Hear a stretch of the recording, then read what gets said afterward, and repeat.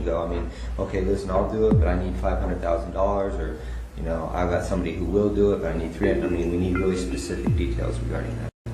Yeah, we wanted $1 million. You said you walked downstairs. Did he say, come meet me downstairs? Yeah, he said, come on downstairs and talk to me.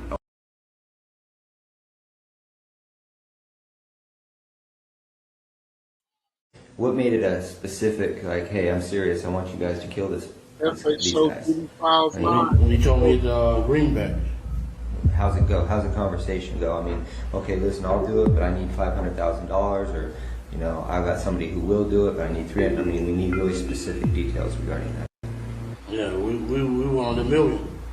You said you walked downstairs. Did he say, come meet me downstairs? Yeah, he said, come on downstairs and talk to me. Oh. He tells you, seriously, man, I need to get rid of these guys. I mean, he's looking at you in the eyes and he's like scared. Yeah. In your opinion, the specific reason he asked you to come downstairs and talk to him was about that thing, not about liquor or anything. It was about that. You tell him we'll do it for $1 million, and he's like, okay, I'll do it for $1 million. He agrees. You shake on it or something like that. He like, man, we'll wipe this out quick. You know, it's nothing. Who brought up the amount of $1 million? He did. Puffy did? Yeah. Okay. Wasn't you? No, it wasn't me. What made it a specific? The truth. Yeah. Check this out. We don't talk about things that are nonsense. We don't even entertain nonsense, my brother. So we're not even going to go there, with all due respect. But I appreciate you as a journalist asking. Thank you. Because you listen, 7 years ago, I'd have been like, yo, did you hire somebody to kill Pac? But no, you do it like a journalist. Yeah. No, I mean, we wouldn't even get into nonsense like that. You know what I'm saying? It's nonsense. Which we never believed, by the way. Yeah. The truth. When you hear, the victim saying that it was Diddy that shot her, that is what is the most remarkable. Oh, you didn't see that? I saw it. Okay. And that was triggered by a lawsuit from a producer that produced on the Love album, who is making accusations, and in those accusations he says that the gentleman... Y'all see what Sean's saying? Listen to him. Listen, this the man that went to jail for shooting a lady. Supposedly shooting a lady in a club with Diddy and J-Lo. confessed to the shooting. And that is what stands out to me the most, because, I've done my best to put it behind me and to move forward. But it certainly reopens the wounds that I've been saying this all along. Everyone knew all along that I was the fall guy. But my political enemies and, detractors tried to make me into, this criminal. But everyone knew that I was a young kid that took the fall. Everyone knew that. That was the story. I'm just saying that I maintained my innocence all this time. I said I was defending myself. I didn't get into who did what. But the victim is telling you who did what. And I understand that there are other witnesses. Diddy already paid his way out of jail. And this is what high-profile people do. And for those that don't know me, my name is Tenji Collin, and I've worked for TMZ for over. Listen to him. I don't see nobody. Nobody ain't posting nothing like this. It's exclusive. Exclusives on the JEFE Show. A decade, and also on Capitol Hill, and understand politics. And with Diddy's case, just think about it. When Cassie filed that lawsuit in November 17th, Diddy had already started to making, amends with other people by donating. In 24 hours, he gave away $2 million. He gave away $1 million to EYL, some fund group that was part of, I guess, investments to help, other people. And then he also donated $1 million to be split with Jackson State football team and also Howard University, his alumni. And these are the things that you start getting ahead of a story. But, I forgot. He even gave away back publishing. He gave back publishing to all those bad boy artists that he kept for years and years and wouldn't do it. And it was a gold mine for him. All of a sudden, he wanted to give it back to them. So he got tipped off some point you know, before Cassie filed that lawsuit and started having a change of heart and wanted to be good. And this is what high profile people start doing early on when they know how to, you know, for better public relationships, PR, do it ahead of time. And this is why I don't think Diddy's going.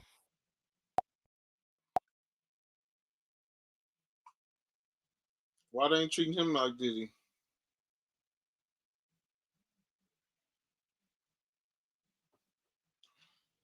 So this is a dream come true for me. Turn this up. Let me see if these niggas flirting with each other. Is there any flirtations that's going on? You trying to talk my shorty wop? Nah, nigga, nah, no, I see it, nigga. Because I had been to one of your shows. Yeah. Why would you have run that nigga's shows? Why you smiling like that? Tonight is about family. Did he do it? Was his PR team winning? Of course it is. I'm going to tell you the reason why. And why am I qualified to tell you this? People that don't know me, my name is 10G Collin, and I used to work for TMZ for over a decade, so I'm definitely qualified. When it comes in this situation with Diddy, what's working right now with the PR team is they have him out there in the field. They're not hiding him.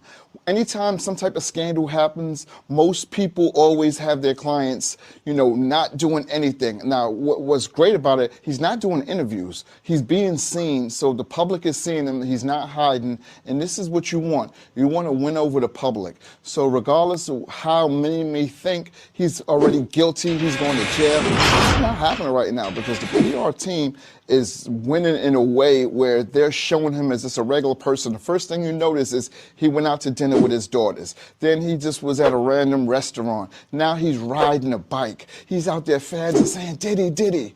This guy, and I'll tell you in the next video why the prosecutors are going to be losing this case.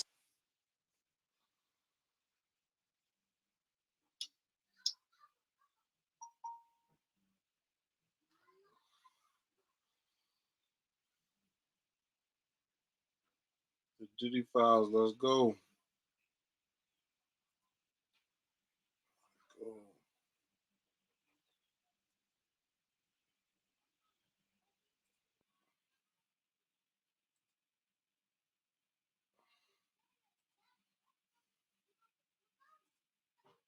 The lead up to this, starting off March 1st, and this is Little Rodney Jones, Sean Diddy Combs, and this is the male victim that came forward. It's pretty easy to tell that whoever wrote the recent lawsuit against the wannabe rapper / producer reads this website on a pretty regular basis. They even use some of the same clues in their blind items. And I said before, and I'm saying again, no, that's because the blind item has been recording crimes that have been reported to them instead of the police for the past fucking 20 years. And they just corroborate the actual little crimes that, you know, 3 homes got raided for today because of. Okay, this next one's also from March 1st. They call Diddy Mr. Freakoff. Mr. Freakoff isn't the only one who asked for straight men to be delivered to his hotel room when he is in London. Just ask the unlocked blogger, and that's Jason Lee, and the weather boxer, Floyd Mayweather. This British rapper, and that's Giggs, and the socialite with the star in his name target dealers who want the extra cash, who are sure to be discreet because they have girlfriends. This is why the powerful rapper, and that's 50, is always mocking them and why they're too afraid to say anything back. He's in his name target dealers who want the extra cash, who are sure to be discreet because they have girlfriends. This is why the powerful rapper, and that's 50, is always mocking them and why they're too afraid to say anything back. He's seen the videos. So this woman was not only exposing the police for the past fucking 20 years, and they just corroborate the actual little crimes that, you know, 3 homes got raided for today because of. Okay, this next one's also from March 1st. They call Diddy Mr. Freakoff. Mr. Freakoff isn't the only one who asked for straight men to be delivered to his hotel room when he is in London. Just ask the unlocked blogger, and that's Jason Lee, and the weather boxer, Floyd Mayweather. This British rapper, and that's Giggs, and the socialite with the star in his name target dealers who want the extra cash, who are sure to be discreet because they have girlfriends. This is why the powerful rapper, and that's 50, is always mocking them and why they're too afraid to say anything back. He's seen the videos. So this woman was not only exposing Diddy and that whole situation in the lawsuit, but also numerous people around him. That's the main thing. When Epstein got caught, no one cared. He was dragged by the mainstream media, but it's the people around him that get exposed, which people get worried about. And she went on to say this, it got even crazier. Okay. This is TD Jakes and Mr. Freakoff. Those closest to the televangelist warned him about being associated with Mr. Freakoff, but he did not listen. Some of the men who claim to have stories about his private life have given him the name General High Booty. So Mr. Freakoff is Diddy, General High Booty is TD Jakes. I'm sure you can do the math on how that got there, that nickname. Sorry guys, I'm flustered right now. Fucking this is huge. Young Miami, the girlfriend of the wannabe rapper who was also named in a very recent lawsuit, has started selling off all of her possessions online. This is from March 4th. It sounds like the wannabe rapper cut her off financially. So Diddy cuts his girlfriend Young Miami off on March 4th. You are like almost exactly 20 days later. That's him. Like I said, he was offloading all of his assets into offshore bank accounts and with his mommy and with his kids. He didn't have any more cash in his bank accounts for Young Miami to get. They were all in the Caymans with the rest of the white collar criminals. Okay, and this is a 2013 blind item that was brought back again on March 4th about Beyonce, Jay-Z, Diddy, Kelly Rowland. In 2013, the Queen Bee and her husband attended a New Year's Eve party in Miami, which was being thrown by Mr. Freakoff. No one who was there has ever forgotten that night because she spent the entire night in the pool dancing into space. Her best friend who recently starred in the Netflix movie called for help, but she was ignored. It's like she was in a trance. By the way, so this is Beyonce and Jay-Z party into 2014 at Diddy's New Year's Eve bash.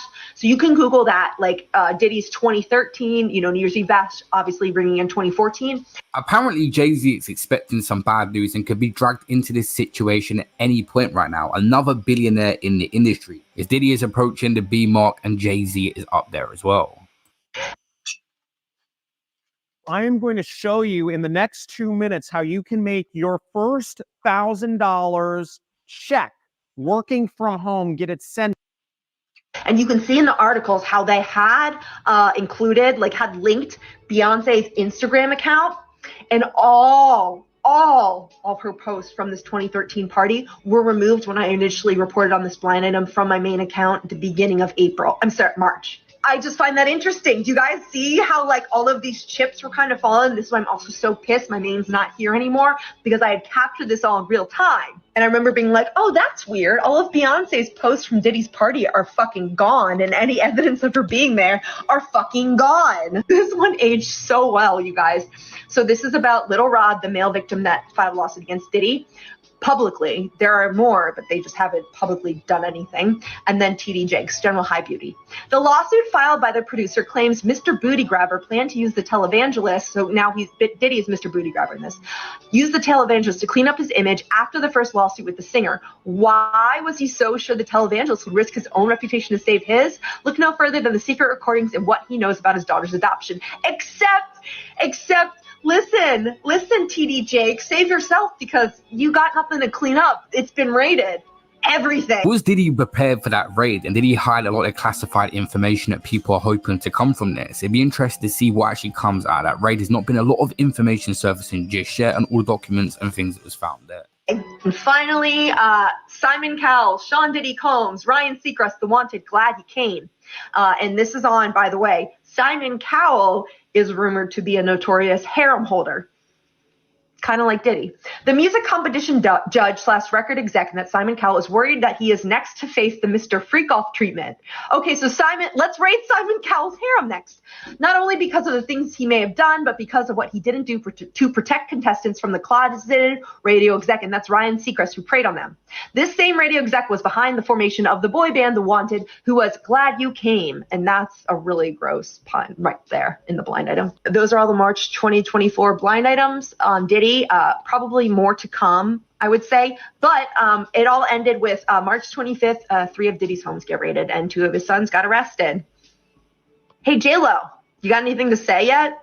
She even went on to say something along the lines of Jay-Z is going to be arrested real soon as well, that he is next. And a lot of people are saying that. Ryan Garcia, the boxer, claimed that not too long ago, but he's been going off and people don't believe him. But she made the prediction too. You want more, I'll give you more. By the way, before I forget, Jay-Z's Made in America Festival canceled for the 2nd year in a row. The permanent A-list rapper thought there would be a fair chance he would be in jail by the time Labor Day rolled around, so canceled his festival. Why does Jay-Z allegedly think that there is a fair chance he will be in jail by the time Labor Day has rolled around. We will find out soon because we are doing the Jay-Z Platinum Deep Dive next on the Patreon. And now, woo! But anyway, that's the latest. But also, and I cannot stress this enough, Beyonce is not her husband. And she was also allegedly heavily groomed by Jay-Z. Heavily groomed. It says a TikToker known for controversial celebrity blind items who stated many of her videos, "You want more? I'll give you more," where she went in more details about situations, has died. She was only 36. Carl's sister announced the news on Monday on Instagram, claiming the content creator died last week. We don't even know what happened yet. Lindsay wrote, "I know she touched so many people with her humor, intelligence, beauty, gossip, activism, and athleticism, and more. She had so many gifts. If anyone wants to contact about Kyle, I'm here to talk and share memories." This is a mad situation because of her age, and she was speaking out about numerous people on her TikTok, and not long ago got one of her accounts banned as well. The saddest part of the story is that the censorship of her account when she was speaking about these issues could have led to her death. Her getting a ban affected her income, where she couldn't get medical care because she was going through some sort of health issues. Has been severely impacted by the loss of her account. It has. Estimating that, quote, J-Lo is costing more than 4 figures of income just for March 2024, unquote, which affects her ability to access necessary medical care. Yeah, I can't get a colonoscopy anytime soon. Can't afford it. And you guys already know I'm overdue. And I missed Colon Cancer Awareness Month.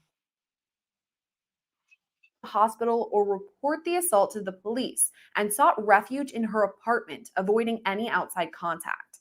Joy now demands a jury trial, something I asked law and crime legal analyst Julie Rendelman about. It's interesting. One would argue that an individual that says, I refuse to settle outside of court and want a child to be heard is because they want themselves to be heard. They want people to understand that they were victimized by this individual, and they're not just looking, in a sense, for a payoff.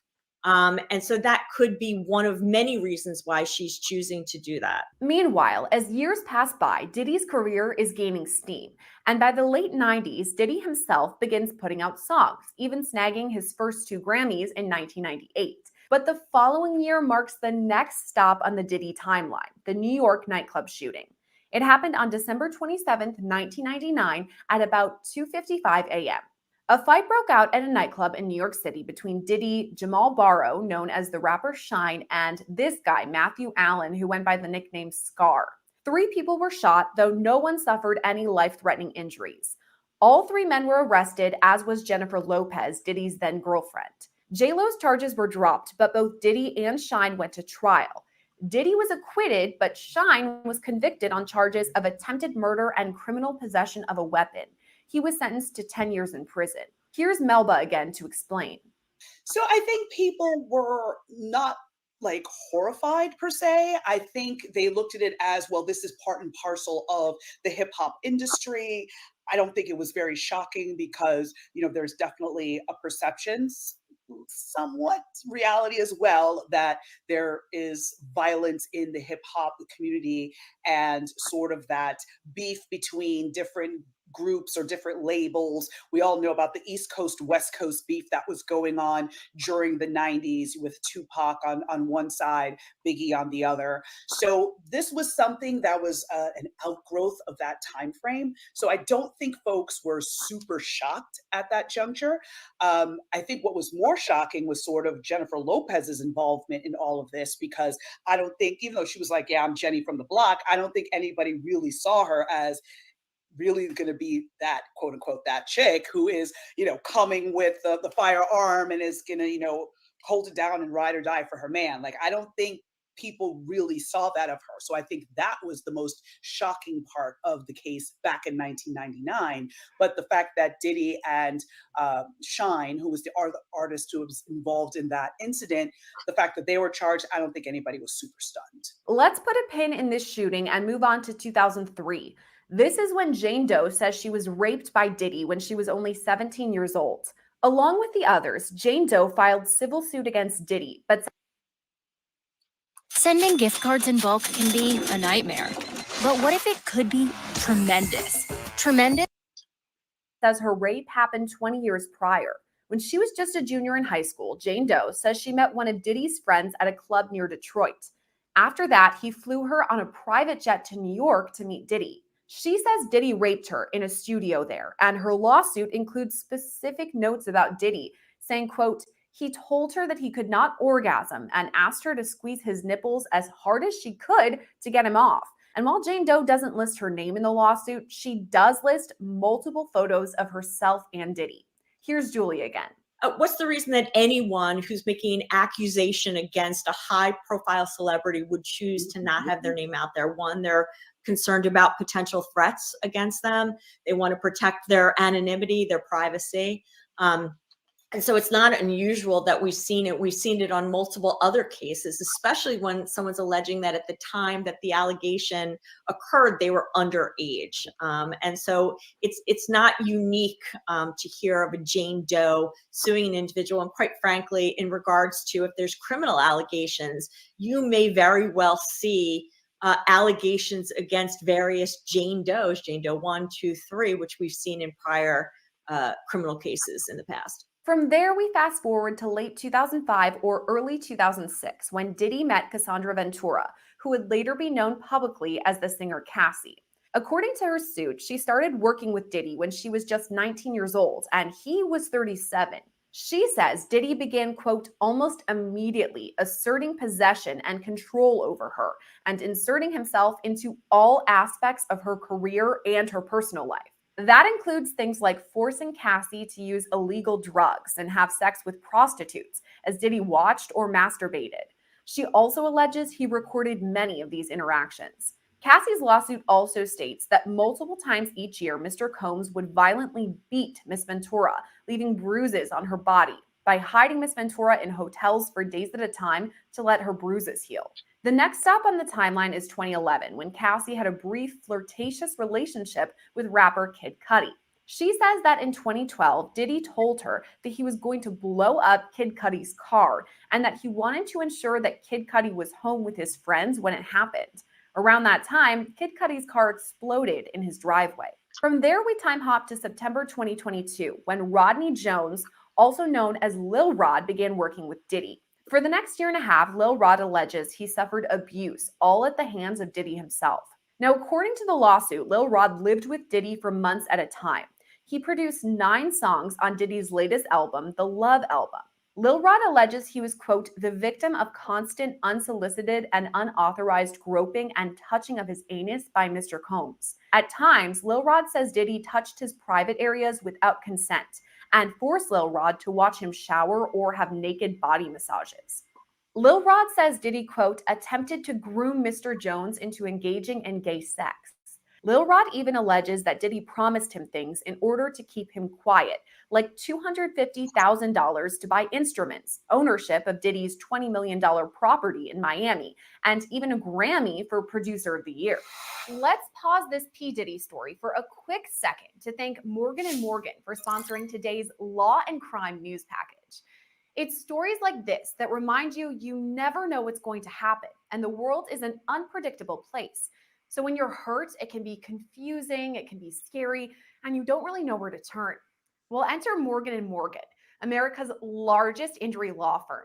You can submit a claim and saying that Diddy forced her to carry a gun with her when they went out to different events. So again, I think that this is more along the lines of when you look at this from a domestic violence lens, from the standpoint of the abuser being very controlling and demanding certain activities to prove loyalty, to basically put yourself in a bad situation where only he can be the one to save you, basically.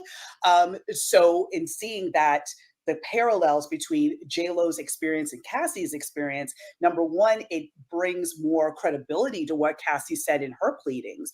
But also, again, it causes us to look at Jennifer Lopez and be like, some of the comments she made about the end of her relationship to Diddy, in terms of, well, there was infidelity and, she kind of skirted the issue a bit. But when you start to look back at her comments, you start to think, ooh, were you in a domestic violence relationship with Diddy, much like how Cassie ended up in a domestic violence relationship with him? And experts we spoke to, like former FBI agent Bobby Chacon, say the investigation into this shooting could be reopened. If there's a civil lawsuit that lays out this major allegation, What would it take to reopen an investigation into something that happened 25 years ago? It would take a different look at it. So, you know, in other words, he was acquitted on state murder charges. Now, federal charges can be different. You can have RICO, you can have a continuing criminal enterprise, you can have, so the underlying acts, the predicate acts, what we used to call them when I worked RICO cases, a RICO predicate act could be something like that 1999 case, and you can use it as a predicate act.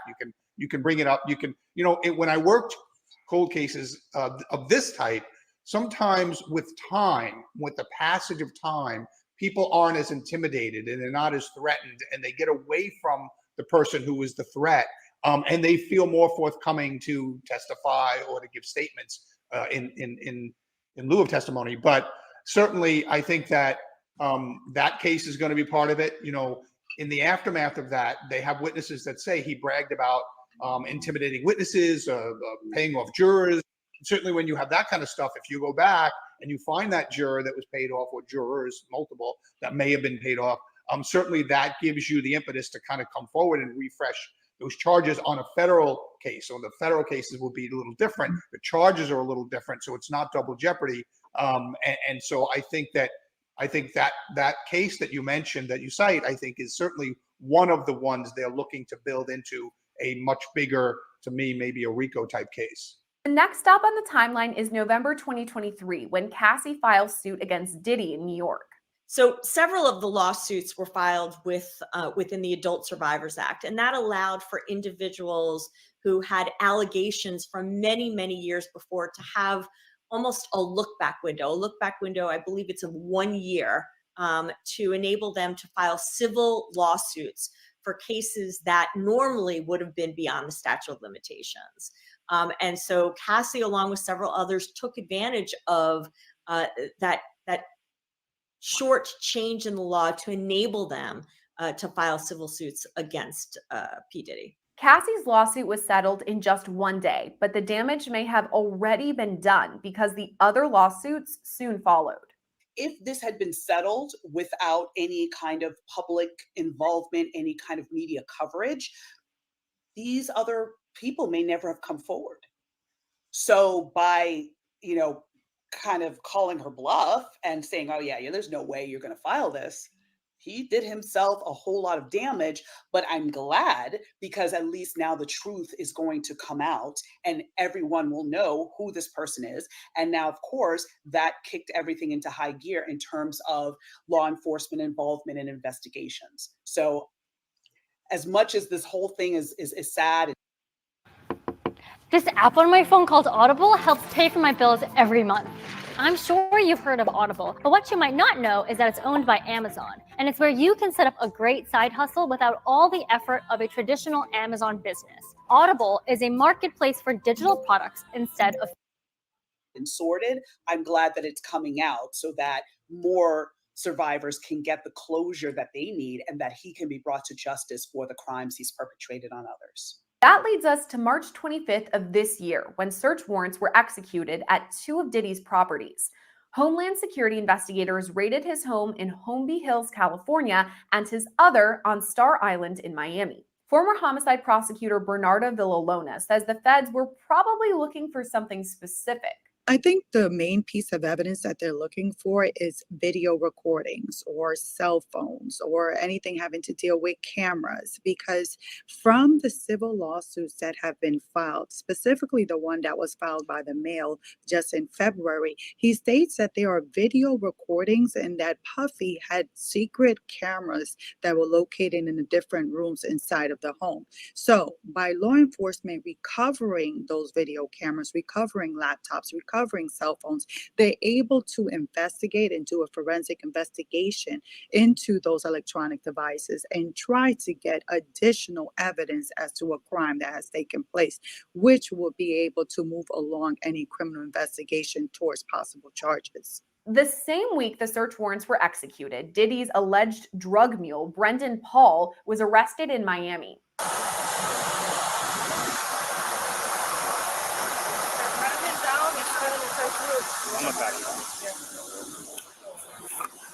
We first heard Brendan's name in Lil Rod's lawsuit, where he's listed as Diddy's mule. who allegedly, quote, acquires and distributes Mr. Combs' drugs and guns. He was arrested at the Miami airport while trying to board Diddy's plane. He was charged with cocaine and controlled substance possession and has since been released on $2,500 bond. So far, Brendan has only been arrested for possession of a controlled substance. And this is for the narcotics that they recovered, I believe, in one of his bags that was on the airplane where he was stopped in the airport, Miami airport on Monday. So they haven't linked that to Puffy at all. As of now, it's just for the simple possession, which is still a felony. The question that I will have and I'm curious to see what will happen is that whether they're going to use those charges against Brendan to try to flip him, to try to get him to cooperate against any type of prosecution against Puffy or others. Brendan's attorney released a statement following his arrest, reading, quote, "We do not plan on trying this case in the media. All issues will be dealt with in court." According to Bernarda, anyone listed in the civil suits should be lawyering up. What they need to do is get an attorney immediately, and not just any attorney, but a criminal defense attorney with trial experience to know how to manage an investigation, how to manage what the next steps would be, how to manage to try to be proactive in trying to avoid charges being brought against their client or to try to minimize their exposure. But I think they should be preparing that there may be called in at least for questioning or to be interviewed by law enforcement. So they should be preparing for that. In the days following the federal raids, we also learned Cassie was cooperating with federal investigators. I expect that she would have, because again, if she's telling the truth, then she's going to give any evidence that she has. So in terms of if there's recordings she knows existed, right? I mean, she may not have possession of it, but she could be like, listen, in July of 2005, he forced me to do XYZ at, this particular hotel. There may be surveillance footage to show me going in and out of the building. There may be this video that he took of the horrible events that may have happened that day. So now at least law enforcement will know exactly where to look and start to narrow down different timelines, and then also speak to other witnesses or maybe other survivors that were present and victimized at another point in time, but they can help corroborate some of what she's saying. And that is going to help put together the case against Diddy, likely for human trafficking, for sex trafficking, narcotics charges, etc. It's likely her civil suit and the others led to the federal investigations in the first place. I would think that the feds or law enforcement was investigating from when Cassie's lawsuit was filed, but now they have additional fuel for the fire. So now in reading Little Rod's lawsuit, now we're getting into drug use, we're getting into drug trafficking, we're getting into mules, we're getting into pink cocaine. Who knew? And so you're hearing and seeing all of these other allegations that now the feds can be like, okay, now I know I need to look for surveillance tapes. Now I know I need to look for this aspect. Now I need to speak to these folks because they were listed in Little Rod's lawsuit. So for instance, Young Miami was one of the people that were mentioned as having been at those parties and may have been forced to do certain things at these parties. So now the feds know to go and speak to Young Miami. We don't know if her path intersected with Cassie's during the time that she was there. I don't recall her being mentioned in Cassie's lawsuit. So this is a new person now, a new player that the feds can go and speak to get evidence and get testimony and then continue to build the case from there. On March 28th, another civil suit was filed, this time against Diddy's son, Christian Combs, who also goes by the name King Combs. Plaintiff Grace Omar K., who's represented by the same attorney as Lil Rod, alleges Christian Combs drugged her and sexually assaulted her. Well done, Viv. You got the presents, the balloons, and the raptor cake. Now, how about something to put a smile on your face? Aspen Dental provides complete on a yacht in late 2022. Christian's attorney says the lawsuit is made up of, quote, manufactured lies and irrelevant facts, and they are seeking to dismiss this outrageous claim. But then last week, we heard even more allegations, pointing the finger at another one of Diddy's sons, Justin Combs. New filings from Lil Rod allegedly show Justin Combs inside Chalice recording studio with a sex worker he'd apparently solicited. Justin's rep released a statement about these allegations, reading, quote, Justin Combs categorically denies these absurd allegations. They are all lies. This is a clear example of a desperate person taking desperate measures in hopes of a payday. There will be legal consequences for all defamatory statements made about the Combs family. But these same filings from Lil Rod double down on accusations against record labels like Universal Music Group and its CEO, who are listed as defendants in Lil Rod's suit. According to these new court docs, Lil Rod, quote, personally saw executives from the defendant record label present at the recording sessions during the times that sex workers were present. The attorney representing UMG and its CEO, Lucian Charles Grange, says listing him as a defendant is an attempt to fit a square peg into a round hole. He recently made a new filing, including sworn statements from 2 executives at UMG who counter what Jones has alleged. All that leads us up to right now, with these startling accusations against Diddy, but no criminal charges. So what's next? I think we'll be looking at definitely narcotics charges because of the fact cocaine seemed to feature very prominently in all the legal filings. I think it's going to be around human trafficking or sex trafficking, basically, because again, you're moving people from one state to the other for the purposes of sexual gratification, right? And without their consent, and who knows if folks were underage. Like again, we're still all finding out all of the details. So again, the investigation's ongoing, so we don't know where this may end. But those are the top charges I'm thinking of. There could be firearms charges, again, depending if guns were brought across state lines and the people who were bringing them were not licensed or something along those lines. So those are the things that I'm thinking will end up showing up in a federal indictment. It'll be the perp walk that'll be covered by every single outlet around the globe. Right. So that is going to be, again, sort of that bombshell moment because it's the culmination of all of these high profile and celebrities and folks coming forward with their testimony. So that's going to be huge. I think it's going to be very much parallel to what we saw with R. Kelly and other celebrities that have been arrested for similar crimes. So I think it's going to be a media circus in a lot of ways. But hopefully in all of this, the survivors will not get forgotten and will not get lost in the shuffle. They have to be the central focus of all of this. We still haven't heard from Diddy about these allegations in 2024, but in late 2023, he posted this statement to social media, quote, "Enough is enough. For the last couple of weeks, I have sat silently and watched people try to assassinate my character, destroy my reputation, and my legacy. Sickening allegations have been made against me by individuals looking for a quick payday.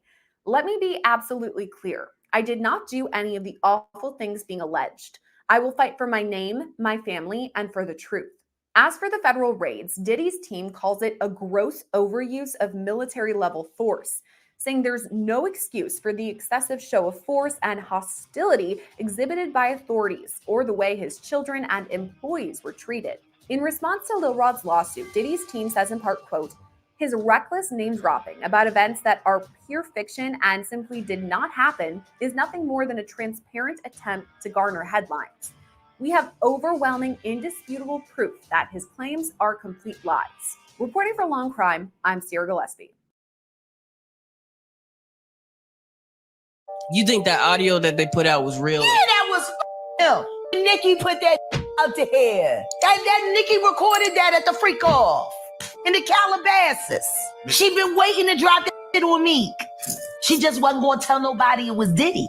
But now that Diddy out there, why not? So then who's the guy who's claiming he recorded it? Oh, The somebody that got bouncer. paid? Just like it wasn't seminal fluid that Justin Bieber was wiping away from his mouth when he brought his face up from Odell Beckham's groin in a club with Trey Songz on the lookout. Diddy Files. Hashtag no Diddy. I'm John Cristani, and I want you to work for me, and I want to take 50% of everything you make. And you might be wondering, why is John doing that? Well, I want to be vested in your success. I have a system that works. I want to make as much money as possible, but it works. Just late night. Got my wig on. Breezing. That's why I was like, this ain't no goddamn way. This is my motherfucking natural. I don't need to be ashamed of what the fuck. That's a motherfucking natural. It's a motherfucking natural. You know what I'm saying? I'm bringing it to Toronto. P. Diddy, now known as the Diddler, is not having the best year. Audios of him sleeping with some rappers have surfaced. Meek Mill has been revealed as one of them and is trying to salvage his reputation. Trust people on Twitter not to let him get away with it. If he thinks he's slick, what does he have to say about the awkward photo of Diddy and Meek Mill in matching outfits, complete with shirt vests, leaning in towards each other while head palming a little person as Meek simultaneously holds a cup gingerly with one finger? Meek Mill and Puffy with matching outfits? Stop playing. Stop playing. Stop playing, man. Stop playing. Hold on. That ain't real. That's real. That ain't real. It's real. There's multiple pictures from the same event. With the head side like that. We wish we had Vlad's jacket, but that's not my jacket, by the way. Although the colors are actually somewhat similar. It's kind of like the black and brown kind of. That is not a real picture, Vlad. It's a real picture. I think that's it can be. It's a real picture. If that's the case, it's a. I have only experienced nothing but respect from Diddy. I've never had a weird moment, or it's just like. So I see how people sue people because it's so easy. Yeah. All they got to do is say those key words. Diddy offered me coke at 4 a.m. by the pool. Mm-hmm. I'm suing. Yeah. And you know what's fucked up is these people can sue, and you can't when they lose, because all it is a extortion.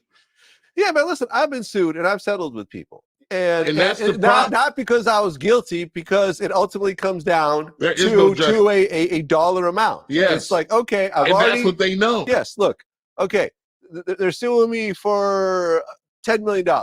Right. Okay, so I've already spent $75,000 on legal fees. Yep. So I could go to court and spend another $150,000, or I could give them $75,000 and I'm out of it for 150 total, as opposed to 225 or 300 if I go to court and know what they're win, gonna say? because I can't sue them for my legal fees. And even if I could, they don't have the money to pay me back. So let me just give them the 75 and I'm done, and whatever. But then everyone's going to still look at me like I'm guilty, but who gives a fuck? Yeah. But that's what happens. That's what happens. Yes. And the problem is that a lot of times these lawsuits are by Jane Does or John Does.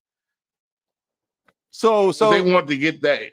Once they hit that headline, Diddy sued. You hear what they said? By a male assistant. He's fucking him in the ass and getting jackets from other people.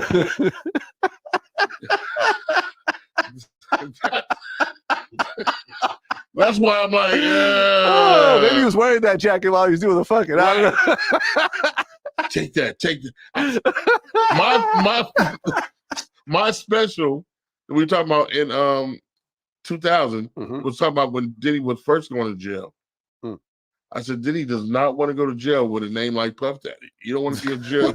With Diddy, your rise to fame as male rapper or producer depends apparently on if you're ready to give up your so-called virgin hole. And he doesn't discriminate, he does it to women too.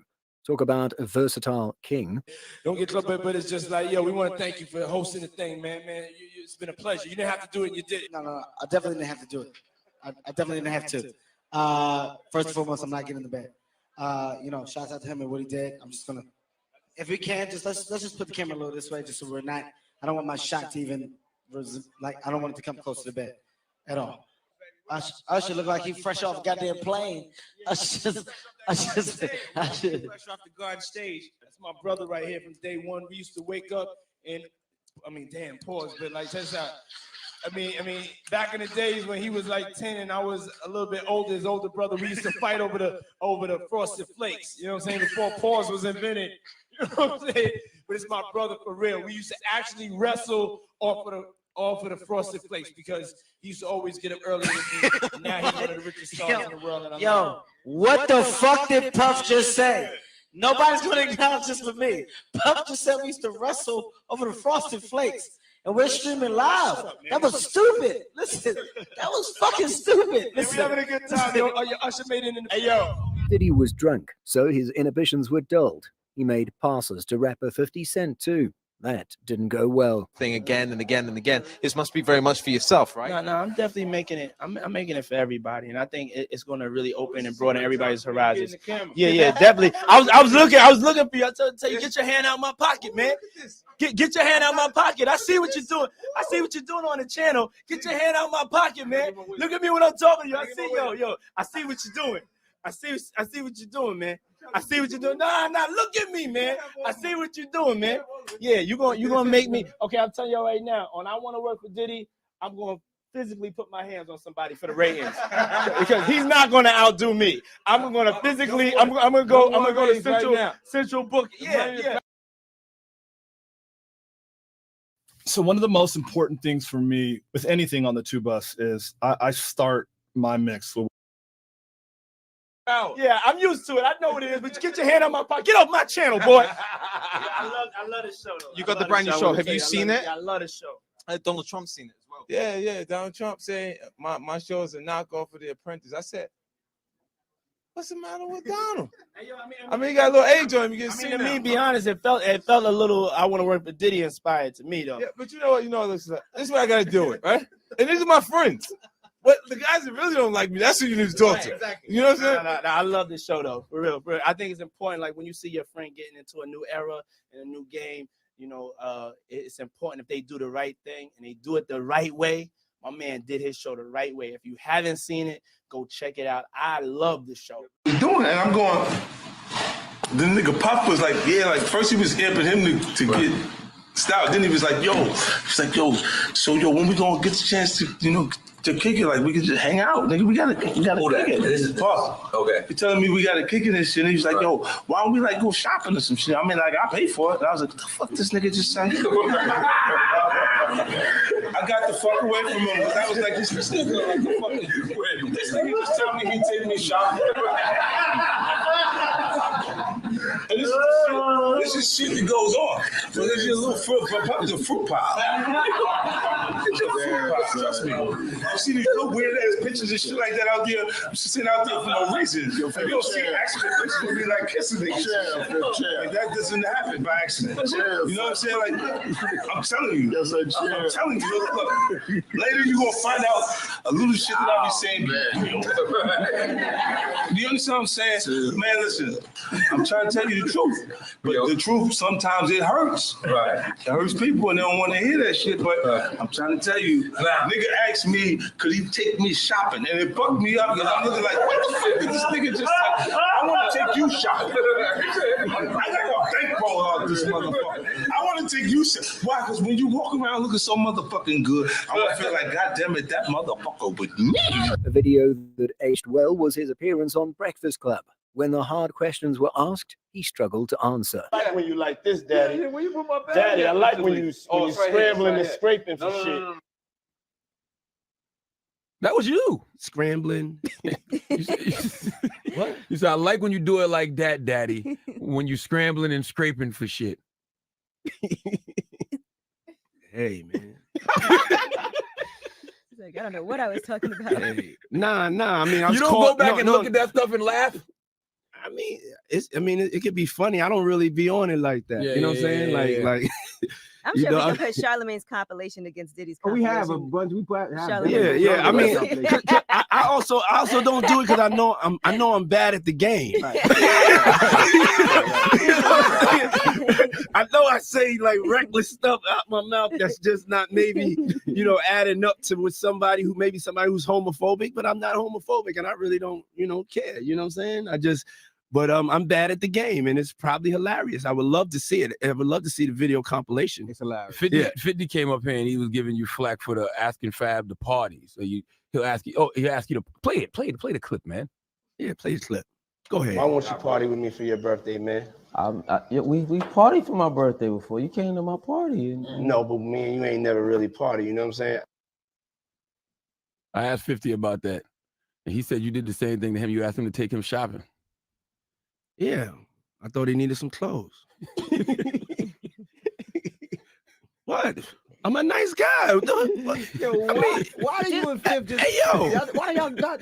Hey, yo, I don't have no beef with I don't know why. With Fifth. He loves me. He loves me. Do y'all Y'all really can't have see a it? beef? I mean, y'all can't see it. No, we can't see Y'all it, can't see man. that he loves me? But see, you really, hold on, you really think that's hate? When you really break it down, you've been out here a long time. You know he loves me. I don't think he like you. You know he loves me. I don't think he like you. Okay. But why not? Y'all both passionate. Y'all both I don't work know. hard. Yo, check this out. I don't know. Like, I don't. both the same. No, we are not. Okay. We are not the same. But I mean, we are as not far as cut the way from the you same guys work cloth. and work hard. Yeah, and you know, I mean, I respect that. I don't never hit him with no, you know, nothing. I don't even think of no other man. Besides, if I'm thinking about another man, I'm thinking about uplifting. I'm not thinking about all that. All them gnats, you know, they can't really touch me. Y'all, at the end of the day, y'all see and y'all know what it is. You know, the track record, y'all know the business acumen, y'all know the community service, y'all know what I'm about, you know, and when he does that, it's like funny to me. I don't really take it personal. I know he has a different sense of humor, and he's just not in my life. We don't have to never cross paths, and I will never say nothing negative about him, you know, because that's just not me. It feels like something must have happened though, like that we just don't know about behind the He scenes. loves me. That maybe a situation, a deal went bad. Nah, I don't know what it is. Sometimes people that feel like they don't like you and they act like that, they really love you. Like I'm not like, you know, just saying it to say, you know. The way he reacted so nervously and unprofessional was a huge red flag. If you never believed those allegations, now is the time to be a believer. Was Puffy really a fun boy? Listen, I never seen him in the act with another man alone. Now, he's that type of dude, he'll take his girl, his baby mama with you and your girlfriend and your mans in them, and they'll go out and they do all kind of freaky shit with each other together. You know what I'm saying? The only fun boy shit that I ever seen him do, we was in one of those exotic shops. Yo, I'm gonna turn this shit out because this shit was funny. We was in Atlanta. We go to those exotic shops where you get all kind of, like, they buy oils, dildos, spooky. Yeah, you know what I'm saying? All kind of shit. So they would just give him a brown paper bag, and they wouldn't even. He'd never put his shit out on the counter when we get ready to take it out. He would always just give a man a wad of money. So they just thought it was cool. So they'll give him a brown bag. He'll go through there. So one day I was walking down the aisle with him, and so then he just stopped. And he just started picking this shit up off the aisle. And he was getting, he went up there like several times just getting shit down. And so then I pinned in on what he was, where he was getting it from. And because I was just staying a couple of feet behind him. So when I went by, I looked up. I said, yo. And I seen the shit up there and it said butt plugs. And I said, yo, my man, what'd you get this shit for? And the nigga said, yo, on everything I love, man. He said, yo, Rec, he said, yo, can I do my shopping by myself?